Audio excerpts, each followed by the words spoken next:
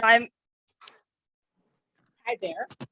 My name is Bill Beckford, and this is the latest episode of the One Problem podcast. We all know that there are tons of problems in the world. We're not going to focus on all of them. We're just going to spotlight one problem. So the guests come on, they present their problem, and they have 6 minutes to offer solution. My very special guest today is someone who I actually met through Elevate at one of the Toronto events. Her name is Gabriella O'Rourke. She is a business consultant to a law firm in Toronto. Thank you, Avil, and thank you so much for inviting me to join you today. I'm really excited to be here. For those who don't know me, I help organizations execute on their business strategies by realigning their people, their processes, and their technology, creating change that sticks. I want to talk today about the problem of change resistance and how we can become champions for change. Years ago, as I was starting my professional journey, I was told that my psychometric test numbers for change acceptance were off the charts, meaning I'd much rather be in an environment of perpetual change than a state of stability. Maybe that makes me a glutton for punishment, but I think it's also created great opportunity for me along the way. I was always the one who'd raise my hand when something new needed to be done, or when there was a difficult challenge to resolve that others didn't know where to begin. And I enjoy solving unprecedented problems and reducing all of the noise down to a few key priorities that will drive the greatest impact. So for years, I wondered, why are others so reluctant to step outside of the familiar and adapt to changing situations? And then I realized that championing change is actually a habit that develops over time and is reinforced by our behaviors. Now, don't get me wrong, we're all willing to try new things from time to time, new food on the menu, new wine, new clothes, new hairstyle. These are all fairly low risk areas of change that we may be willing to explore. But in an organizational setting, change becomes so much more weighted. We fear failure.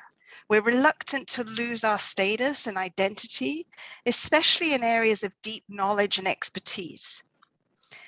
Many of us haven't been given the opportunity to develop good habits around change acceptance.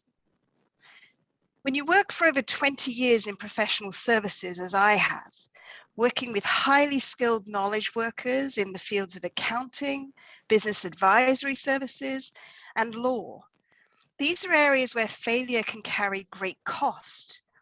And it's no wonder that these environments are risk and change averse.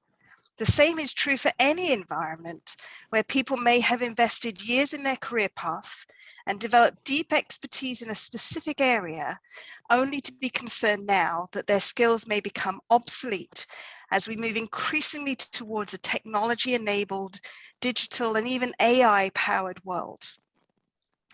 Change reluctance is an entirely natural response to what we see happening all around us as we strive for stability and self-preservation.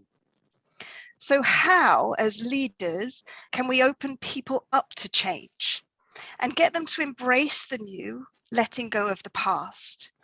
We need to become role models for change.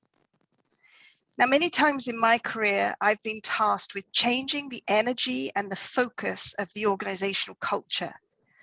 We need to make people more business development oriented, said one. We need to hold people more accountable, said another.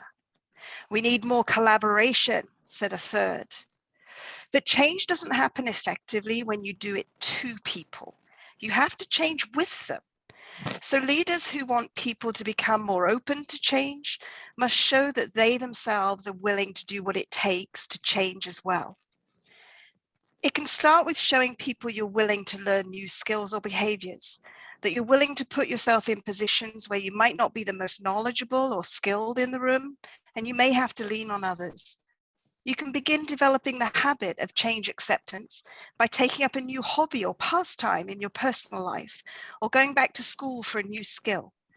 Over the last 50 years, I've taken up piano playing, speed skating, gardening, and most recently woodworking, all as vehicles to help me stay open to change.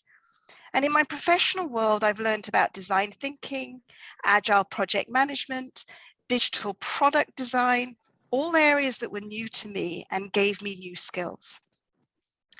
Once you're comfortable with being uncomfortable in new situations and developing the ability to learn, start bringing these habits into the workplace.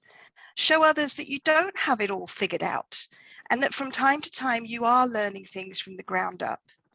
If there are new areas of expertise developing in your industry that you're not familiar with, maybe robotic processing, portfolio project management, show people you're willing to ask questions or even say, I'm not sure how this should be done.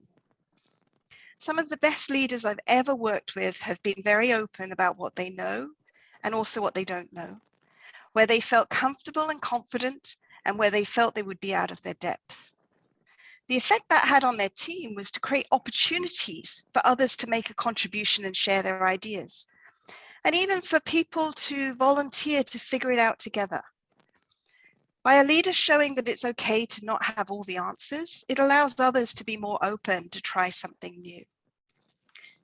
When an organization is embarking on a critical business transformation, it's inspiring when leaders are willing to be the test subjects for new working practices, especially when the changes are uncomfortable and difficult. Be the one willing to adopt to a new system or process, especially if it entails learning a new software application or technology. If you're promoting the hybrid work environment and you're going to expect people to share their workspaces more compatibly, be one of the first to sign up for testing out the new setup. Look for ways to improve and adapt the new environment so it will work well for others. If you develop your capacity for change acceptance in the ways I've described, you'll be a champion for change and you'll create change that sticks. Thank you, Avril. You know, as you were talking, I was listening, and it's all about a leader being vulnerable. Absolutely. So thank you so much. There's a lot to unpack in that, and I know my listeners will learn a lot from this podcast. So thank you so much, Gabby. Thank you.